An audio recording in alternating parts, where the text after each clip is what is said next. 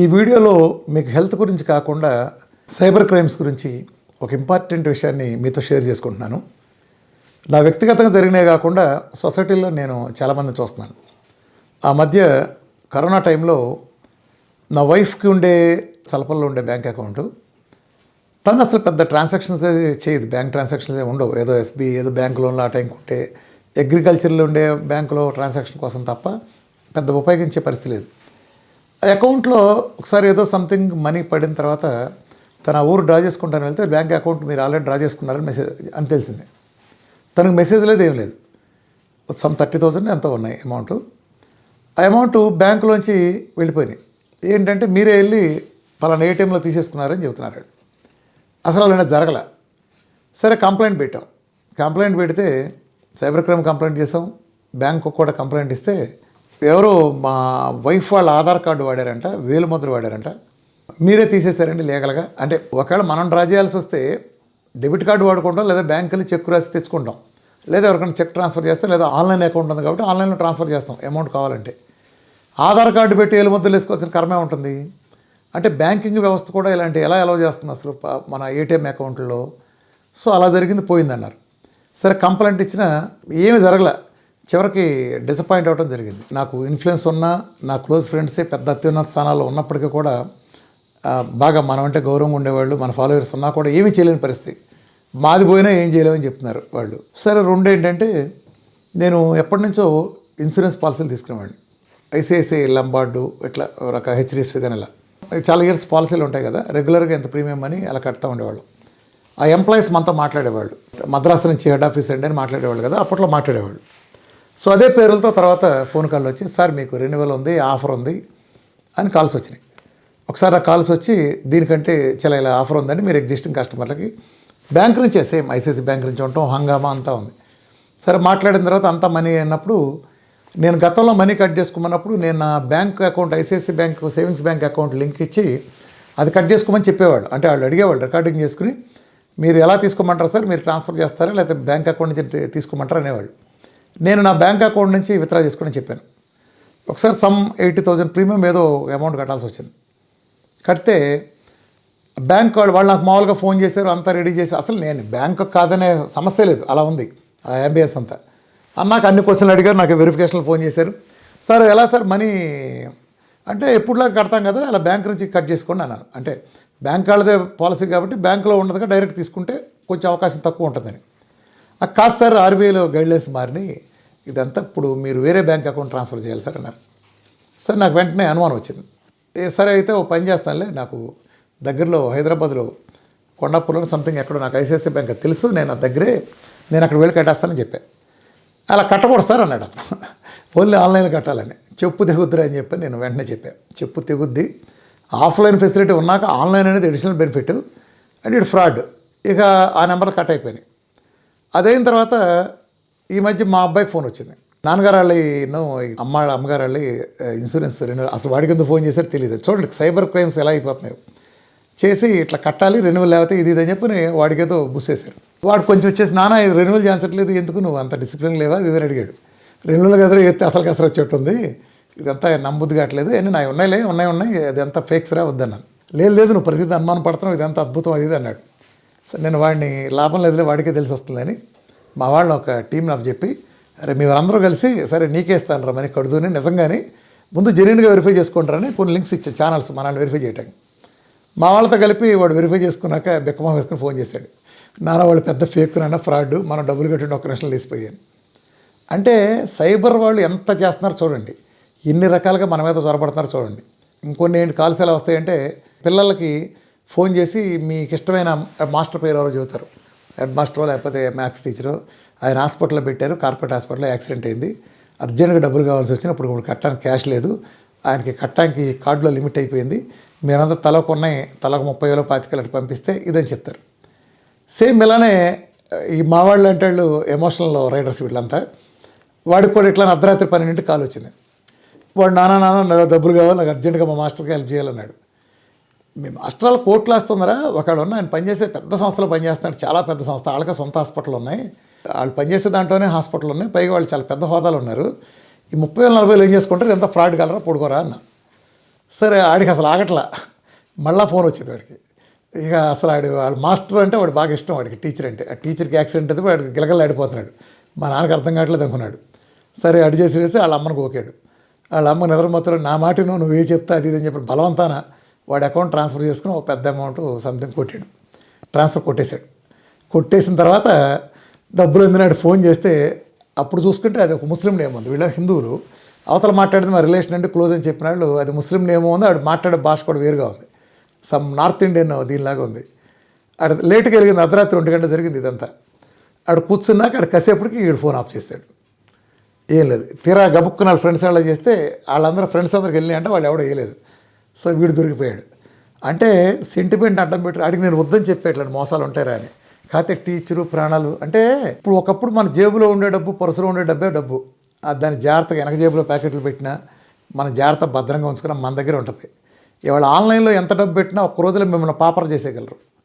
దానితోడు మనం పెట్టే పాస్వర్డ్ కూడా ఏంటి, మన కారు నెంబర్లో లేదా కుక్కపిల్ల పేరు, పెళ్ళం పేరు, లేదా మనం పుట్టిన డేట్ ఆఫ్ బర్త్. అంటే ఎవడైనా హ్యాకర్ వస్తే వాళ్ళు ఆడి శ్రమ లేకుండా ఒక్క సెకండ్లో, ఆడి పెద్ద శ్రమ కూడా లేదు, 60 సెకండ్లు అంటే ఆడి చాలా ఎక్కువ టైం ఇచ్చినట్టు అట్లా పెట్టేస్తున్నాం. అంతా ఓపెనే. ఒకదానికి చివరికి ఎట్ట అయిపోయిందంటే ఓపెన్ పాస్వర్డ్ పెడితే ఐడీకి అదే, పాస్వర్డ్కి అదే, 10 బ్యాంకులు అంటే 10 బ్యాంకులకి అదే, గూగుల్కి అదే, అన్నిటికీ అదే. ఒక్క దెబ్బతో నాకే అవతల పారేస్తున్నారు. రెండోది ఏంటంటే ఇంకా కొన్ని కొత్త సిస్టమ్స్ ఎలా వస్తున్నాయంటే, రీసెంట్గా కూడా మాకు ఆఫీస్కి వీఆర్కే ఎక్స్క్లూజివ్ ఛానల్ నుంచి రామకృష్ణ హెల్త్లైన్కి కొన్ని వార్నింగ్ కాల్స్ వచ్చినాయి. అంటే మీది హ్యాక్ చేయబోతున్నారు, వీఆర్కే ఎక్స్క్లూజివ్ని మీ సైట్ ఇదంతా చేసి డబ్బులు డిమాండ్ చేస్తున్నారని. యాక్చువల్గా ఈ కేసెస్ నేను అంటే నా హై సర్కిల్ నేను చాలా విన్నాను. చాలామంది అకౌంట్లన్నీ మొత్తం హ్యాక్ చేసేసి ఇది రిలీజ్ చేయాలంటే ఇది ఎంత ప్యాకేజ్ అని మాట్లాడుకుంటాం. పోలీసు వాళ్ళు కూడా ఏం చేయలేకపోతున్నారు. పోలీసు వాళ్ళ దగ్గర 10 రూపాయలు ఉంటే వాళ్ళ దగ్గర 100 రూపాయల టెక్నాలజీ ఉంటుంది. ప్రజలు అప్రమత్తంగా ఉండండి. మీ పాస్వర్డ్ని కొంతమంది మనకు కనిపించేటట్టు ఎదురుగుండా వాట్సాప్లో పెట్టుకోవడం, సేవ్ చేయటం ఇలాంటివి చేస్తున్నారు. ఆన్లైన్లో ఏది పెట్టినా మనం బాత్రూంలో బట్టలు ఓడదీసినట్టు తీసేస్తారు వాళ్ళు. కంప్లీట్గా గుర్తుపెట్టుకోండి, కంప్లీట్ తీసేస్తారు. మన నుంచి నిలబెట్టి నుంచో పెడతారు. ఇప్పుడు చాలా హ్యాకింగ్ వాటిలో కూడా వాట్సాప్ వాటిలో చాలా ఆఫర్లు, నీకు ఇది వచ్చింది ఏమిటాడు, కళామందిర్ నుంచి నీకు కూపన్ వచ్చింది అంటాడు ఒకటి మెసేజ్. నాకు వచ్చినాయి, యాక్చువల్ నాకు వచ్చినాయి చెప్తున్నాను. కళామందిర్ నుంచి కూపన్ వచ్చింది అంటాడు. అది క్లిక్ చేస్తే అంతే సంగతులు. నా బ్యాంక్ అకౌంట్ మొత్తం గోవిందా. అసలు చూస్తుంటే భయం వేస్తుంది అవన్నీ. ఇప్పుడు గబుక్కున టెంప్ట్ అయ్యి ఎంత లేదన్నా, ఎంత మన తెలివిగలలో అయినా ఒక బలహీన క్షణం, స్పీడ్ క్షణంలో అదేదో అట్రాక్టివ్గా ఉంది అనుకోవచ్చు కదా. అలానే ఈ ఎయిర్లైన్స్ కంపెనీ వాళ్ళు, ఇప్పుడు నేను దుబాయ్ తిరుగుతున్నాను అనుకోండి, ఎక్కడి నుంచో ఫోన్ వచ్చిందంటే మనం ఒకసారి టాటా నుంచో లేదా దాని నుంచో ఫోన్ వచ్చిందంటే ఎయిర్లైన్స్ నుంచి ఒకసారి ఏంటి ఏదో మెసేజ్ పంపాడు, మనకి ఏమన్నా ఆఫర్ ఇచ్చాడా, ఆఫర్ ఫ్రమ్ చెప్తారు సమ్ ఎయిర్లైన్స్ నేమ్. అంటే మనం చూస్తాం కదా, ఏమైనా టికెట్ నెక్స్ట్ దాంట్లో కన్సెషన్ కలిసి వస్తున్నాయని సచ్చేవే వెళ్ళిపోతాయి, మన గ్యాలరీతో సహా మొత్తం వెళ్ళిపోతాయి. సర్లే మా గ్యాలరీకి వెళ్ళి పీకేదే ఉందిలే కానీ మా ఆయన బ్యాకప్లు ఉంటాయి, ఇదంతా ఇంకా నాకు తెలుస్తాయి. ఇట్లాంటివి ఉన్నాయి కాబట్టి ప్రజలంతా అప్రమత్తంగా ఉండండి. ఫోన్లు కూడా కొన్ని హ్యాక్ చేసే వ్యవస్థలు ఉన్నాయి. నాకు చాలామంది పోలీస్ ఆఫీసర్లు ఫోన్ చేసి చెప్పేవాళ్ళు, సార్ మీ ఫోన్ హ్యాక్ చేస్తాను ట్రై చేస్తాను, చాలా అత్యున్నతమైన ఉండే వాళ్ళలో కొంతమంది ట్రై చేస్తున్నారని చెప్పారు. నేనన్నా ఆడు నా ఫోన్ చేస్తే ఉంది, ఆడు గోసి దొరికేది ఆడి దగ్గరే, ఆడు చూడగా నాలుగు చూసి ఆడు కూడా ట్రీట్మెంట్ నా దగ్గరికి వస్తాడు, అంత మంచిగా ఉంది. నా పేషెంట్లు చెప్పి నాతో మాట్లాడి ఒకసారి 2 రోజులు కనుక ఎవడన్నా నా ఫోన్ హ్యాక్ చేసి ఉంటే ఆడు చక్కగా వాళ్ళు ఇంట్లో వాళ్ళందరూ నా దగ్గర తీసుకొస్తాడు అన్ని జబ్బులు తగ్గించడానికి. అంత తప్పితే ఆడికి 4 తీసుకునే పని రాదు, ఆ టైం వేస్ట్ తప్పితే ఏం లేదు అని చెప్పారు. ఏముంటాయి మా సీక్రెట్స్ ఏముంటాయి, మా అకౌంట్లో ఉన్న ఏమన్నా ఏ సీక్రెట్ ఉండేది, అంతా జస్ట్ అంత పబ్లిక్. నా లైఫ్ అయితే వరకు పబ్లిక్. అది ఫోన్ పోయినా అది ఇంటర్వ్యూ పోయేది లేదు, మాట వరకు చెప్తున్నాను. నా బ్యాంకులో మనీలు ఉండవు, అవి పెద్ద పోయేది లేదు, సచ్చేది లేదు, ఏమయ్యేది లేదు. వాటికి నేనైతే అటు బాధ్యత అవ్వలేను. కాకపోతే చిన్న స్థాయి అయినా నష్టమే కదా. అంటే ఒక దొంగతనం జరిగినప్పుడు ఏమవుతుందంటే అక్కడ డబ్బు పోయిన దీనికంటే ఒక సిస్టమ్ మీద నమ్మకం పోతుంది. ఇప్పుడు మా వైఫ్ ఏ ట్రాన్సాక్షన్ చేయదు, తను ఏలు ముద్ర వేసి లాగేస్తారంటే ఎవరిదైనా లాగేస్తారుగా. ఇప్పుడు మన ప్రతి చోట ఆడి దగ్గరికి వెళ్తే ప్రతి చోట ఏలు ముద్రలు పెట్టమంటున్నారు. ఆ ఏలు ముద్రని వాళ్ళు లాగేస్తాక టెక్నాలజీ పైన పేపర్ పెట్టి పెట్టమంటాం, లేదా ఇక్కడ ఏలు ముద్ర సరిగ్గా పడలేదని ఇంకోసారి పెట్టమని వాళ్ళు వెరిఫై చేసి పెట్టడం, ఇలాంటి చోట్ల వీళ్ళు కూడబొలుకులు వెళ్తున్నారు. అలాగే ఇన్ఫర్మేషన్లు కూడా మనం విపరీతంగా పాస్ అవుతున్నాయి. ఇప్పుడు నా బ్లడ్ టెస్ట్లో చూస్తాను, మా వాళ్ళు బ్లడ్ టెస్ట్లు ఇస్తారు. ఆ మధ్య ఫేమస్ యాంకరు, ఆయన బాగా స్టార్ యాంకరు, మోడరేటరు, ఆయనకి మన దగ్గరికి వస్తే నేను టెస్టులు రాశాను. ఓ ఫేమస్ ల్యాబ్లో ఆయన బ్లడ్ టెస్టులు ఇచ్చాడు. ఇస్తే మధ్యాహ్నం పొద్దునిచ్చాడు, 11 దగ్గర ఫోన్ల మీద వరుస పెట్టి మార్కెటింగ్లో సార్ మీరు మా హాస్పిటల్లో చేరితే మీకు గుండె జబ్బులు కింద ప్యాకేజ్ అది ఇదే. ఆయన నిజంగా టారెత్తిపోయింది. రామకృష్ణ గారు ఇదేంటండి అసలు, నేను పొద్దున్న రిపోర్ట్లు ఇచ్చాను, నాకు సాయంత్రం ఇస్తా అన్నాడు వాడు, వరుస పెట్టి 6 డజన్ కాళ్ళు వచ్చినాయి, నాకేంటో గుండెపోట్లకి అంతా ఏదో కన్సెషన్ చేస్తారంట, ఈ మార్కెటింగ్ వాళ్ళందరూ బయలుదేరారు, ఏంటి సార్ ఇది అసలు నాకేమో అంత నా చేతికి రిపోర్ట్ రాకుండా ఎలా వస్తున్నాయి అన్నాడు. అదేనండి కుంభకోణం. అసలు ఎట్టా వెళ్తున్నాయిరా మీకు అసలు, మేము ఎక్కడో ల్యాబ్లో ఇస్తే వెంటనే ఈ హాస్పిటల్ వాళ్ళందరికీ లింకులు ఎలా వెళ్తున్నాయి అసలు అండి? మార్కెటింగ్ సెగ్మెంట్లోకి ఎందుకు వదిలేస్తున్నారు ఓపెన్గా? ప్రతివాడు ఫోన్లో అడగటం చేయటం ఎంత బాధాకరమైన పరిస్థితి అంటే, అంటే ఆయన తీరా చూస్తే ఏంటి, హెచ్ఎస్సిఆర్పి 11, 12 ఉంది, కొంచెం తక్కువే ఉంది మొత్తానికి, నా మినిమం కంటే కొంచెం ఎక్కువ ఉంది. దానికి వాళ్ళు హంగామా చేసేసి గుండె జబ్బు అంటున్నారు. అదే ఇంతమంది చేసేటప్పటికి నిజంగా నాకు గుండెకి సంబంధించిందని ఒకసారి వెళ్ళి సరదాకి వెళ్ళి యాంజియో, సరదాకి వెళ్ళి మిగతా టెస్టులు చేసుకొస్తే వాళ్ళు సరదాగా మందులు రాస్తారు కదా, ఏమి లేకపోయినా ఉందంటే 4 రాస్తారు, లేదంటే 4 రాస్తారు. ఎందుకైనా మంచిదని, ఉందంటే ఉంది కాబట్టి రాస్తారు, లేదంటే ఎందుకైనా మంచిదని రాస్తారు. 4 రాయటం ఖాయం. ఒకసారి అందులో పెట్టామంటే మన మొహాన్ని పెయింట్ వేయకుండా వదిలే ప్రసక్తి లేదు. హోలీ పండుగ బయటకు వచ్చిన పరిస్థితి, ఆడి మొఖాన్ని రంగు పడకుండా వెళ్ళడం, ఆ టైప్లో అయింది పరిస్థితి అంతా. సో ఇది ప్రతి చోట క్రైమ్. మన నెంబర్లో వీళ్ళు అడగటం, అరే ఎంత ట్రస్టెడ్గా ఇస్తున్నాం, వెళ్ళిపోతున్నాయి. మన ఇష్టాయిష్టాలకు అనుగుణంగా మన మెసేజ్లు వచ్చేయటం, మన సంబంధం లేకుండా. ఒకరేం చెప్పాలంటే ఆడవాళ్ళు రేప్ సెక్షన్లో రేప్ చేశారంటారు. ఇప్పుడు చూస్తుంటే అదే అనిపిస్తుంది, మన ఫోన్లు కూడా రేప్ చేసి పారేస్తున్నారు. ఆడు ఎవడో మెసేజ్లు వస్తాయి, ఆడి పేరు సేవ్ అయి ఉంటుంది దాంట్లో, నేను ఎక్కడిచ్చాను వాడి నెంబరు, అసలు ఎక్కడిది మన ఫోన్లోకి రాకుండా అసలు ఎక్కడి నుంచి వస్తాయి? అలానే మీరు యాప్స్లో కూడా ఎవరు యాక్సెస్లు ఇమ్మకండి ప్రతిదానికి.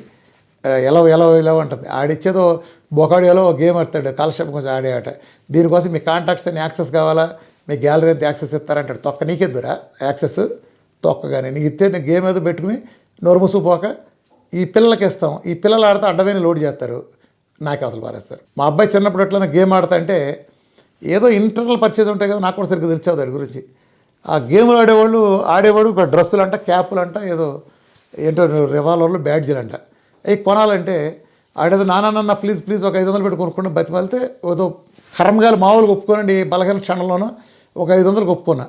వాళ్ళంతా కొన్ని ₹1000 నాకే అవతలు పారేస్తారు, ఆడికి కూడా తెలియకుండా.